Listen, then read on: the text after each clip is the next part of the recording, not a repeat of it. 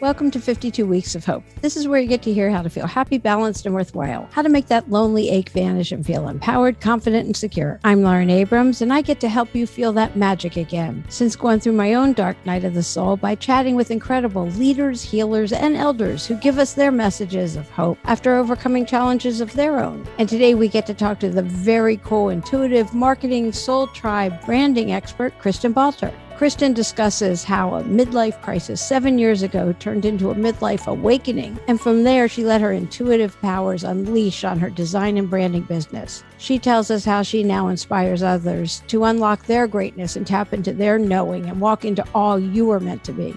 Kristen journeys to my favorite, Bali. Tulum is next for her tribe immersion, it looks like, and many other locales for her mastermind retreats. Kristen Balter is the founder of LifeX Design, creator of the Magic of You program, and founder of Soul Tribe Camp and Soul Tribe Digital and Magic Sistars. All of these brands of Kristen's are meant to get you unlocking, unblocking, and unfolding your unique and most divine purpose, and then empowering you with the knowledge, passion, and power to create and embody and be your best self and personal brand. She's going to tell us how to do this right now. She has amazing energy and a way with words that you get to hear. Welcome to 52 Weeks of Hope, Kristen. Wow. Thank you so much for having me. I need to hire you to do all of my introductions. That was amazing. Okay. So first of all, Magic Sister just sounds like this soul sisterhood. It just sounds so cool to me. Let's start with that. What is it and how did you get to that? Sure.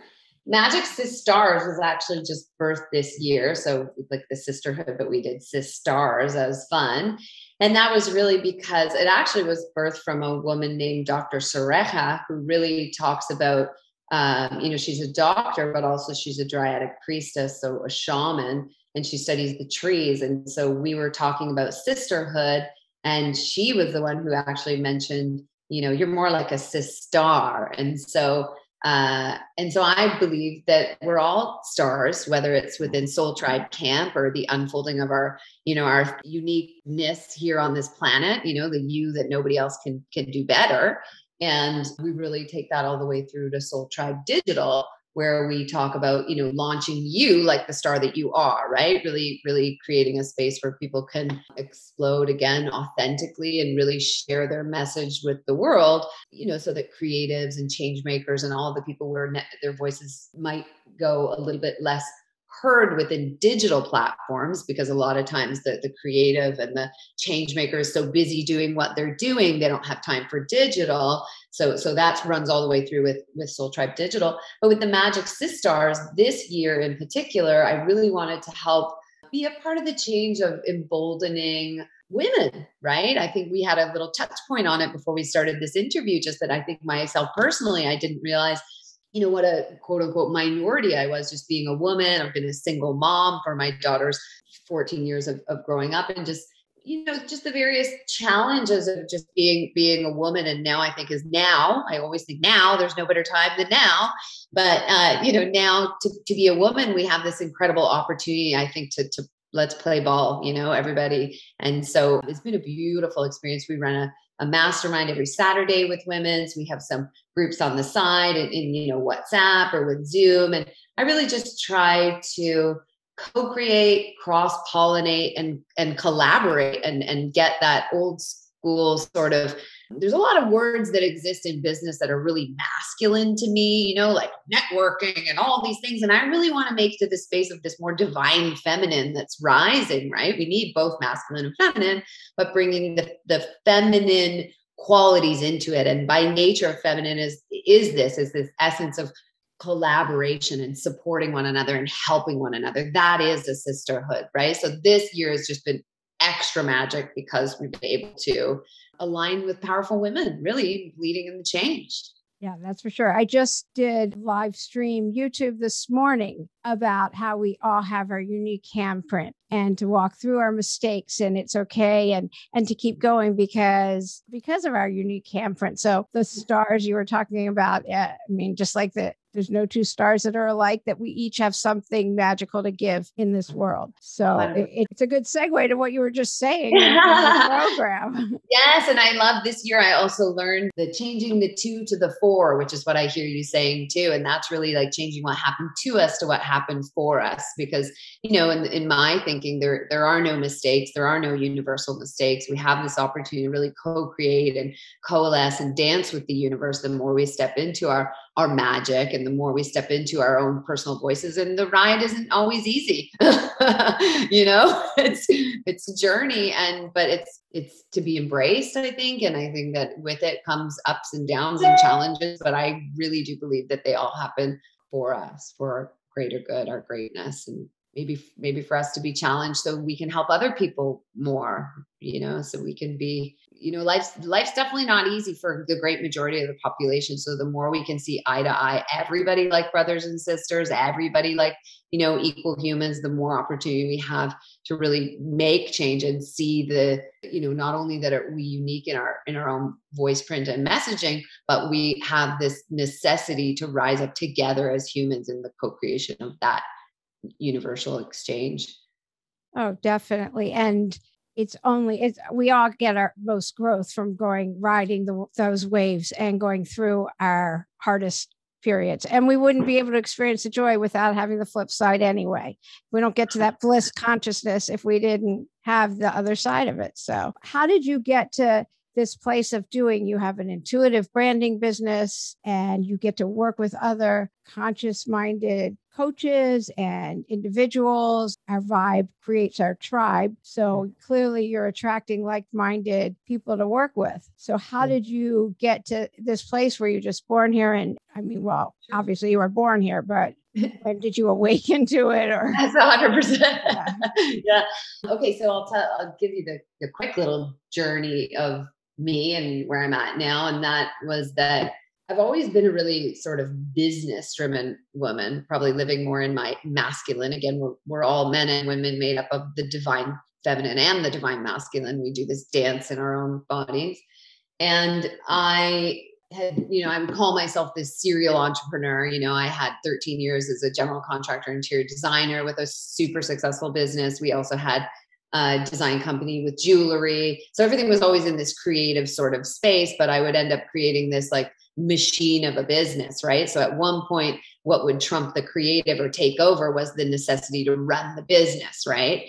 Because I had that business, kind of minded, right brain, go masculine. And about 7 years ago, I was breaking. Like I was literally what I would watch other adults when I was younger going through what I would call a midlife crisis. And I was just saying to myself, I cannot do this. I don't want to go down the midlife crisis. I don't, but I started feeling empty. I started feeling lonely, that loneliness that no partner can ever fulfill. Just this empty, like, what is the meaning? Why am I here? What am I doing? And am I meant to put another freaking subway tile in someone's house? This doesn't feel like my destiny, my dharma, my purpose, my essence. So I was so completely lost though in the mind of what do I do though? Like, what would I be good at? How would I, I was just completely lost. And so I had some ideas, of course, I was great at creating businesses, but the last thing I wanted to do, because my company was very successful, right? I had a whole team of mouths to feed and we were getting lots of business and money was coming in, but I didn't want to just create another business. So I gave myself a year off. And thankfully I had the finances to do so. And I just traveled, we talked about Bali. I traveled to Bali. I traveled to Costa Rica. I traveled to Italy. I traveled actually to all the places that we run retreats now, because it's kind of like my eat, pray, love journey. Right. And I just said magic in the yes, because I just said yes to everything that called me. And the moment that I started saying yes to myself, like putting myself first, I know there's that author, I can't think of her name now, but she calls about burnt toast. Like as women, we're the ones who will like feed the kids the toast that's perfect and we'll eat the burnt leftovers, right? As moms, as women. And I began like saying, most people I read something like most people spend more money on their car tires than they do on their own personal growth. So I decided just to invest in myself. And I said yes. And then that yes led me to another yes and the other yes to the other. And then next thing I knew, I found myself like, at incredible retreats and conferences and adventures and meeting super cool people like Jay Shetty and Jim Quick and Wim Hof and and then having like lunch with these people and just having just incredible experiences. And saying yes to masterminds and starting doing all these things I didn't even know what a mastermind was then.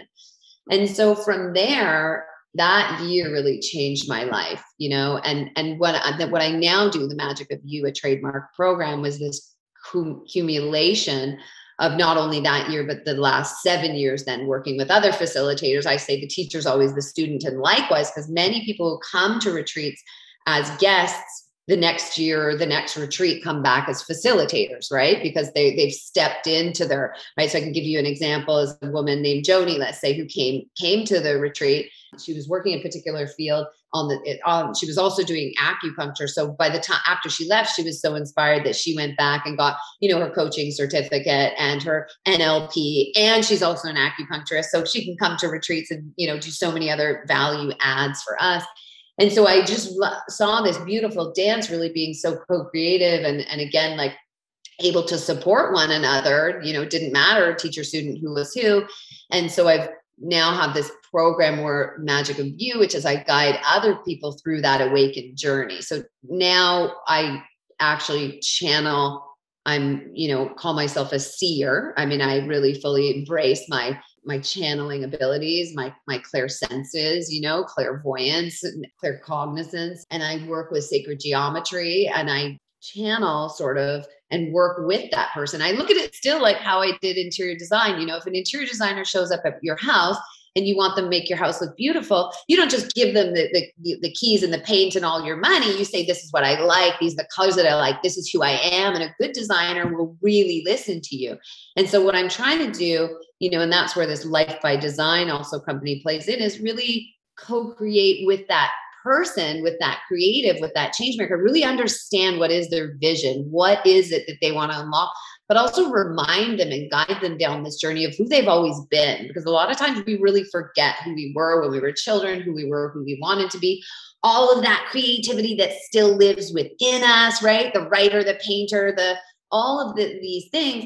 And then we bring it together. And then that's why, again, all the way through to digital. And so digital, just to end, and hopefully I haven't gone on too much, but the digital was also birthed in that same vein, because what I would do is we would run these retreats all around the world, and I would see people step into their power, like these change makers who you were like, boom, like they are ready to go. And then it was like, now what do I do? How do I start an Instagram account? How do I get an incredible website? And I started seeing, people are just doing, I don't want to call it any website companies, but they weren't doing like custom wireframe as search engine optimized, WordPress websites that could get them the results with search engine optimization and targeting and all of these things. They were getting sold in the icky world of business. And so I was like, how can I further advance the voice of the creative, the voice of the change maker, the voice of a person, like coaches, facilitators, people making change, just so many industries and we're all change makers. It's about when you step into it. So some people come in already knowing like they got so much of it, but still we're doing that Magic of You work. And some people really are like, just help me. Like at the start of the journey, they can't pay their finance. They can't support themselves like I did for a year off until they figure it out, and they want to figure it out now. Right. And so we do that. So that's pretty much a lot of what we do. No, that's amazing. And to take it from that plane also. Mm-hmm. It's been a journey. I think that this is what I love about the whole Magic of You program, because the best journeys are yours. We have all the answers. We've just been tricked by society really to be put in a box, right? And then what we have to do is think outside of that, right? Again, participating in the collective rise, the collective consciousness, but who are you, sovereign you? Who is the you that has authority over you? And what do you want to bring to this universe? Like the original unique voice print that only you have. So if you're not sharing your voice by speaking up in this planet, then you're doing a disservice to all of us, because that's your unique, authentic voice vibrational frequency. So I like to shift over, I run these rooms in magic and science and all of this stuff, because I'm really lit up by vibrational frequency and all of the science that is finally playing catch up to the mystic world and to, you know, the things that we sort of knew intuitively are now coming to the forefront of learning. So I love working with, you know, I run rooms. I also work with many scientists and, you know, and all the people in the mystics, Akashic record readers, astrology, quantum physicists, all of this stuff. So that I know it's kind of can sound way out there compared to what I just, you know, spoke about digital marketing and doing it. But I am driven. My main drive, if I can just say, is to raise the vibrational frequency of the planet. We live in duality currently. We live in love and fear, right? And we all shift into those different vibrations, right? You can be in a room with 30 people, having the best time, everyone's there. Someone comes in with a heavy vibration, you're like, oh, that person just brought us all down, right? Or maybe it's your partner or your spouse or your friend or your whatever it is. What we need to do is learn to keep our own vibrational frequency at such a level that we're not brought down by others around us. Of course, it's virtually impossible at all times, but that we do our best to do this so that by nature of your frequency alone, not doing anything, like, you know, light overcomes darkness always. It's dark, but when the sun comes out, it always permeates through. When light comes through the window, it takes out the darkness, right? So by being a lighter, more divine, more higher vibrational frequency human, checking in with when you're the one who did shit wrong and not pointing fingers and looking within always, always, always constantly, we lift our vibration. And by lifting vibrational frequency, we live in the frequency of love. Therefore, we emit love. Therefore, we allow others to step into that vibrational frequency. And that will be, and is predicted in my calendar year 2032. And in so many areas, we can find this with the shift, not only with the planet, like the planet changing, but also just what is predicted. There's a lot of positive hope that we're shifting into this higher level of frequency. So anything that lines up with that, I'm in. Yeah, definitely. Yeah. So what do you do when there's naysayers or people come by and they're like, I don't believe in this. What are you talking about? I just give me a pen and a paper and I'm there. Sure. Yeah, sure. You know, I've really learned that you can only help people who are ready to help themselves.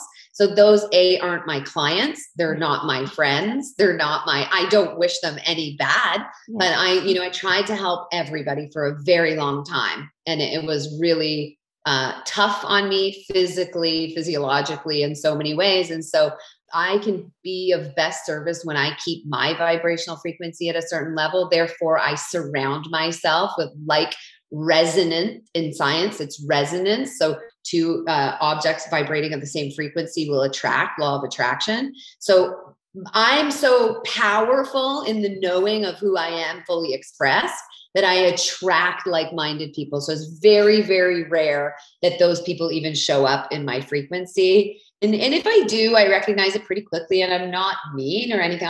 My time is so limited. I don't have time to coach those people, align in friendships, have time, do retreat, you know what I mean? And so it typically doesn't even show up, and which is based in science. Well, what do you tell people that you do when you meet people? What do you tell them that you do for a living? Well, that's when I think I need to come to you to do the intro.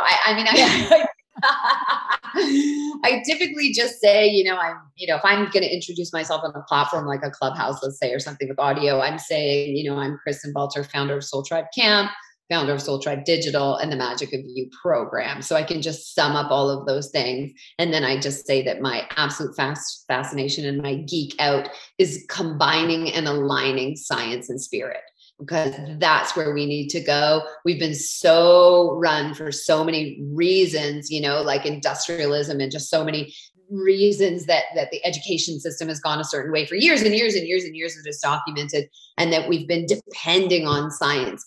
And science is amazing, but science is only science until it's disproven. So it's given us a lot. It continues to give us a lot, but we cannot eliminate spirit and mysticism. And this is welcomed by so many of the Eastern cultures. It's just that in North America, we've denied it. So by denying that, we deny self. Right. And in my opinion, and I'm no, psychologist, I've got my Bachelor of Science and that's it.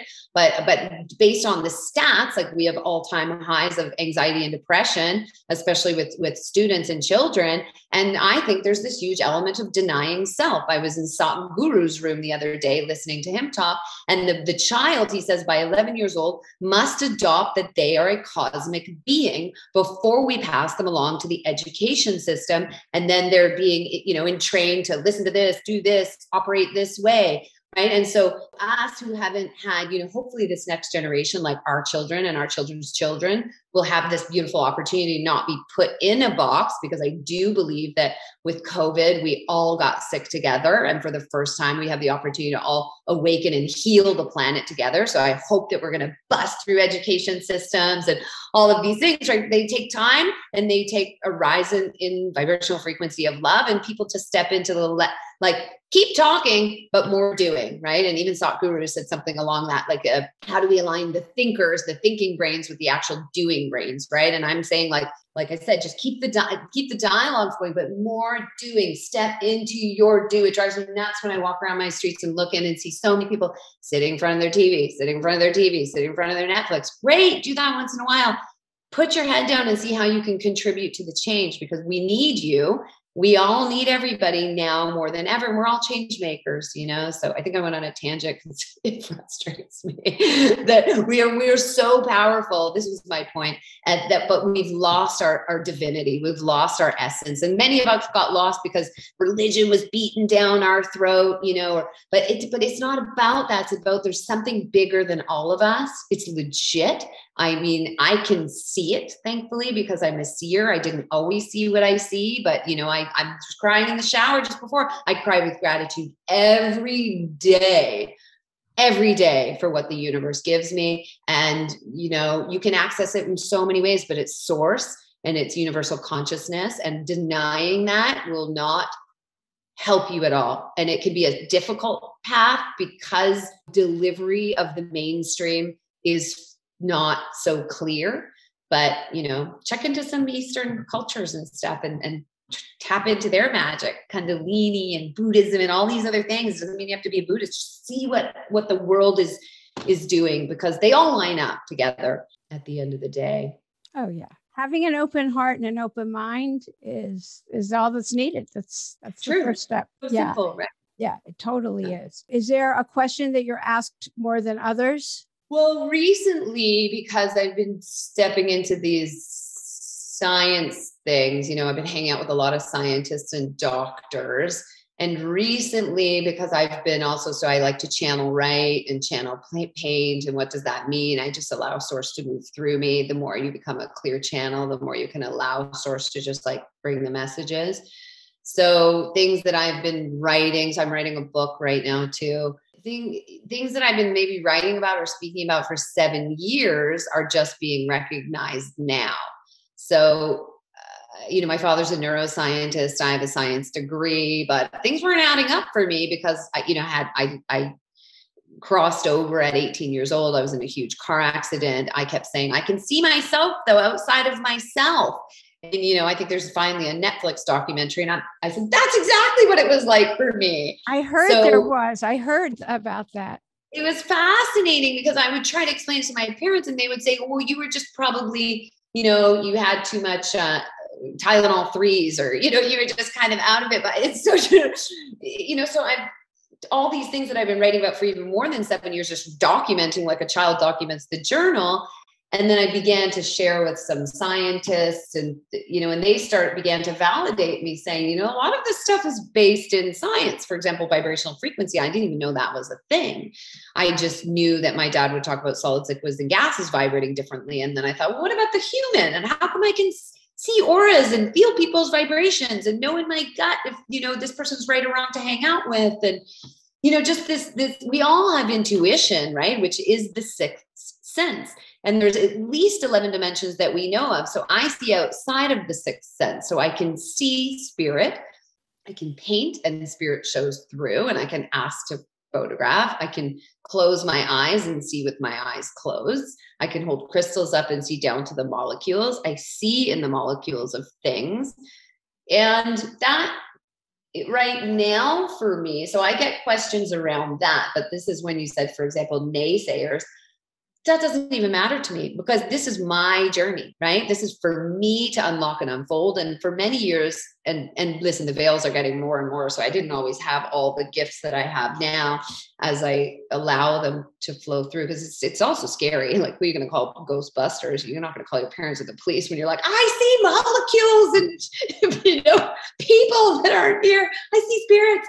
But that doesn't matter to me because I know that it exists. And it is a pretty cool experience, though, to have scientists and doctors interested in what I'm saying and having it line up and having really deep conversations in that. Because I think that that's about me stepping into my own change maker, right? So again, like just walking the walk and talking the talk. I think that when we start our businesses from a space of complete authenticity and what we know and who we are, rather than trying to step into like, I want to be a realtor because I make lots of money. That may mean, well, you're meant to be an artist, for example, and so I'm living the truth. I'm really living my truth around being the change maker, which means coming out and stepping up and putting myself right out there in all my spiritual gifts, even though it can make me look like a crazy person. It doesn't matter to me because many scientists can't even, like what I'm saying is like, but the cutting edge ones, we're talking a lot. And we've got groups and videos and other scientists and other people writing books and doing great things. So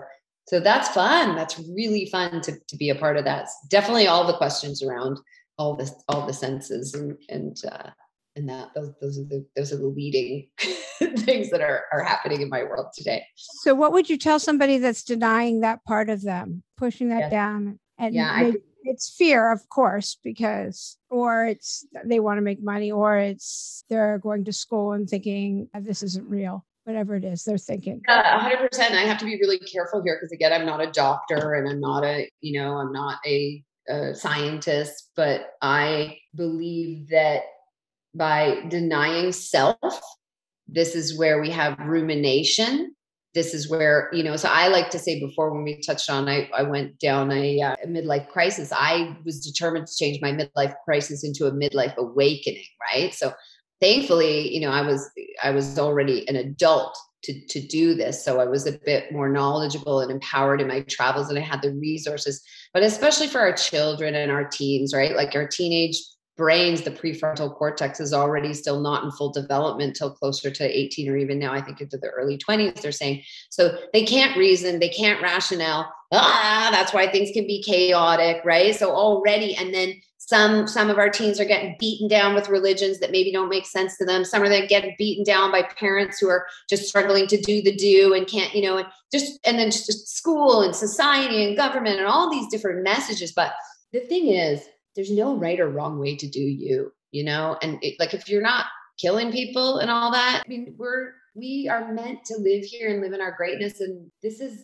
happening. This is the way of the future. People are waking up. And they're waking up fast. And that's been one of the gifts of this pandemic, I think, a lot of time in silence, a lot of introspection, a lot of death meeting us so close that we have to look at what does it mean to live and what is important to me, and who is important to me. And so I think that for all of these people, the closer you can get to stepping out into you, and sometimes it can be hard, but, maybe just as a tangible tip, I would say, start to write it down, start to journal it, right? Start to journal who you are and what it looks like. So this is something accessible because I really, I have a teenager, so I really think of these kids too.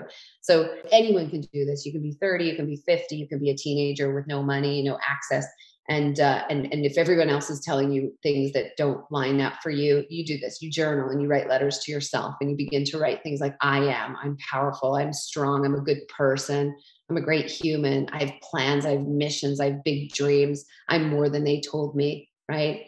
And you start everything with I am, and you write it as in the space it's done. So even some things you might know, but you're not doing it, you still are those things. And you really step into that power of you. And then from there, you keep doing that. And you do that every day and give yourself maybe 2 weeks. Do it morning, noon, night, whenever you want. Do it 3 times a week. Do it whatever you can, but make some time for it, maybe 5 minutes a day even. And then you can take it in, you can journal, you can listen to music, you can listen to like spa kind of music. I like to tap into Kundalini music, 432 hertz frequency, 111 hertz frequency, vibrational frequencies that the planet will allow, like that love vibration, so that you can love yourself, because loving yourself first will allow you to bring love to other humans. So you need to be gracious and gentle on yourself to start. And then from there, you're going to see empowerment rise within you. Once you see empowerment rise within you, then you can start to speak it to other people. Don't speak it to the people who don't understand you. Don't try to bring it to the people who are beating down your throat something that you don't believe in. Start speaking it to your friends. Start speaking it to new people who you want to become your friends, so you can feel intuitively that align with you, and start to create alignments. Reach out to people like me, reach out to people like Lauren, reach out to people who understand, who know this frequency, who you feel genuinely have your back. And if they don't say, I get you, I understand you, I want to help you, I want to line you up with some people, then they're not living in their greatness. So it's not you. And then do it again until you align, because we're more powerful when we collaborate and co-create. And so we need to be supported. We must be supported by humans. And this is happening, and people are out there. And hopefully I didn't go on too much of a tangent. No, you did not. Now, what hurdles do you personally face, and how do you overcome them? Oh, let's see. I mean, I'm a mom. So, and my daughter and I. You're a mom of a teenager, so I already know the answer to that. Yeah. So we are exceptionally close. And I promised myself that, my parents are incredible, but they sort of, because of their generation, raised me. I say they raised me in a box for the first half of my life because they wanted me to be successful and fit within society. And I spent the second half of my life trying to get out of that box. And so with my own daughter, I promised that I wouldn't raise her in any box, which meant, her father's Jewish.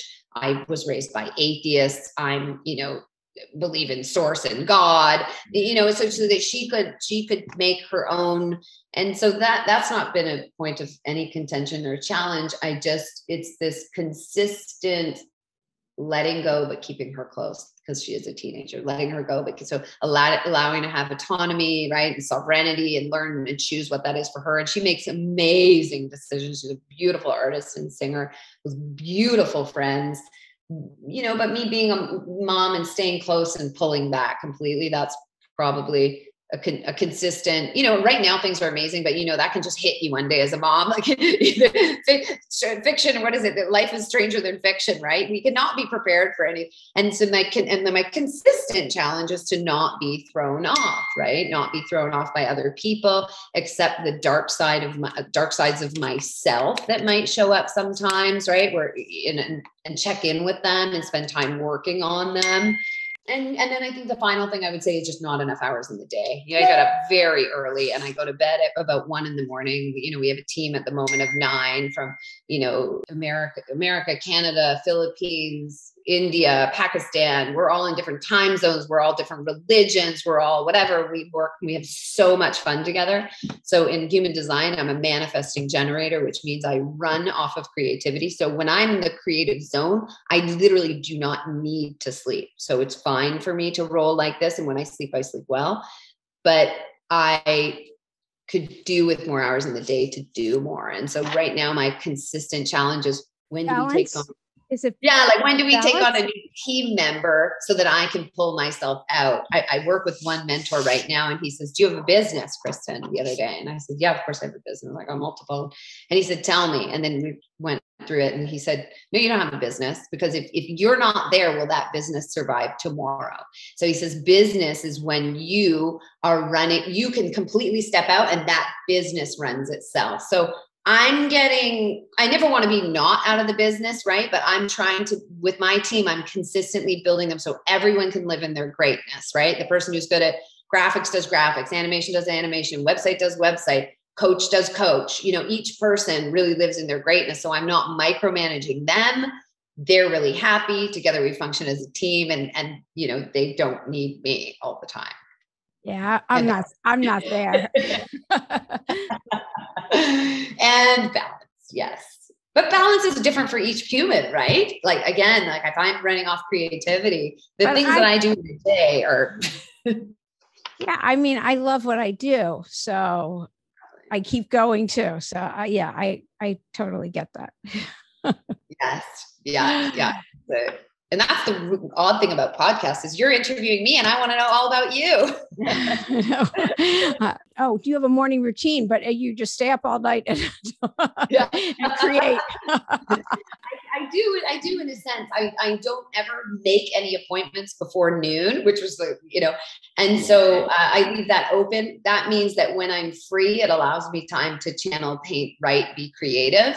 I typically, though, someone from the digital team calls me or something and we end up working. And that's good, though, because I don't feel rushed. It's like, oh, yeah, I have an hour here and they know they can get me because we're completely 12-hour clock behind. 7 in the morning is 7 night for them. 10 in the morning is 10 at night. So these are good windows. And, I make my coffee. I got off it for some months, but I missed it. So that's back on. And I just I really try to do every day as gently as possible so that I don't feel rushed. I think that with rush, I had this metaphor. I got stressed out one day and said to one of my teammates, like, hey, come on, I've got to get this done. And they worked so hard. And he sent me 5 minutes later, a photo of him with his toast. And it was burnt. He's like, look what you made me do to my toast. And I said, I'm never going to burn anyone else's toast again, because it's true. Like, you can make people get in accidents. You can cause them. They don't live in their greatness when they're rushed. So even though we have tons to do, I always try to ease into my own day. And then meetings, and then the whole day goes from noon till late. So you went through this midlife crisis. Yes. You gave up a year, your eat, pray, love kind of year. Yes. You came out of it and you created this new intuitive branding business, which is just, to me, so cool. Yes. And here you are 7 years later. Yes. What do you think you're proudest of besides your daughter? Which she has her own path anyway. And I mean, totally, yeah. I know you guys are so. Yes. What am I most proud of? I love that song by Sia. I play it all the time. I was listening it in the shower and I sent it to my one of my main web guy. And like my main person that I chat with, he's in his 30s, such a great human. And I sent him the song and it's Unstoppable. And if you play that in your morning and it's just like, I'm unstoppable, it's so badass. And I listen to songs like that lift me up and get me going and make me step into I am unstoppable. And like Sadhguru says, I live like a bird. I don't want to live on the ground. I want to fly. And it's risky, it's risky to step out there and go against the grain. And it's risky to say all that you are, because people might not like it and they might see you shining and they might pull you down. So many reasons wherever you are at that it can be risky, but I don't care. We only have so much time on this planet. Like, I'm living it. I'm living it big, and I'm going to try and help as many people as I possibly can. And I really am proud of seeing the people that I've worked with, whether it's they do a drop-in mastermind on a Saturday and they never come back. I see them change and they thank me and they tag me and they post me. I don't even have to do my own Instagram stories half the time because people tag so much stuff, but it's just me giving what I've learned, we're just all sharing information, so that really lights me up and I feel good about that. That's really incredible, because I asked you something else. I made a note. I was going to be like, anything Sia really lights me up inside. I asked it to you differently, and I just made a note to say that lights me up, and you ended up by saying it, that lights me up. Yeah. I love it. Do you have a message of hope that you want to give? I have a message of hope. Yeah, I really think that, like I was saying before, I really think this tipping point is here. So this duality of love and fear. So for those of you who don't know, there's a woman called Marianne Williamson. She writes incredible books. She really deciphers what was a channel written book called A Course in Miracles. And so she has multiple books called A Return to Love and Self-Love and all these things based on A Course in Miracles. And so what A Course in Miracles says, and therefore by proxy, she says, is this duality that exists of love and fear. And that's what I touched on before. And when you look to that in terms of science and vibrational frequency, we are in the duality of both love and fear, but that is shifting. And so I said, Mayan calendar as an example in 2032 says that's the tipping point. So that's close, but it's also really far, but when I look at it, the sense that my daughter's 14, she'll be 25. There's those are change maker days for these people and these Gen Zs who I see in some of our groups who are really stepping up. And I think that the time is now. And I think that, we talk about, you hear like, this is the dawning of the age of Aquarius. We're living the age of Aquarius. Like there's never a better time to be alive. We get to see and witness, and we get to be a part of this change, right? We don't just have to be at Woodstock. We don't have to be hippies. We just have to be humans doing the best that we can do. And again, like, I think that we have this opportunity, this beautiful opportunity with this pandemic, like so sad and unfortunate, like how many people have, obviously like lost their lives and are suffering, but we have to stay in our positive and our light worker vibration and really step into the change. And so I just try to focus on the best I can do and take my own ownership for helping as many people as I can so we can step towards the light together. And I do think the future is hopeful. I'm really hopeful. Yeah. I think that's a great message of hope. Yay. Yeah. Kristen, thank you so much for being a guest today on 52 Weeks of Hope. Thank you so much. I really enjoyed that. And I need to have some time to get to know you more. It's beautiful what you're doing. Thank you. Yeah. I hope you enjoyed this week's episode and take with you Kristen's messages of seeing the world and ourselves through a new lens, vibrating at a higher frequency and attracting more of what we want into our lives. Be sure to tune in Friday for producer, dad, and coach Steve Morris. Founder of Coast Camp for Kids, the funnest place for kids to be happy over the summer. Steve's overcome screaming sideline parents for decades and a lot more as a coach and a parent in the dizzying world of youth sports. Raising his 3 kids and finding that the world of backyard and pickup ball with your friends changed drastically, Steve's authored a tell-all and funny warning to future parents, reminding them what we all really want, which is joy in the process. Be sure to tune in Friday for that. I will have links, by the way, for everything that Kristen mentioned today and for her social media and all of her programs on the website, 52weeksofhope.com. Also, don't forget that I am on Clubhouse on Tuesdays in Club Pod rooms and on Thursdays for the Hope Club. I also will have rooms starting on Monday, Wednesday, and Friday with daily motivation, gratitude, and manifesting rooms just for 10 minutes as a great uplifting way to start our mornings. Those will also be live streamed to the Facebook group if you're not a member there. So it'll be a lot of fun. Just go to the website if you need any more information and go ahead and join our Facebook group. Love to have you there as part of that. Thank you so much for listening. Remember to share the love, tell 2 of your friends about the podcast, and leave us a positive review. I'm Lauren Abrams. Thanks for listening.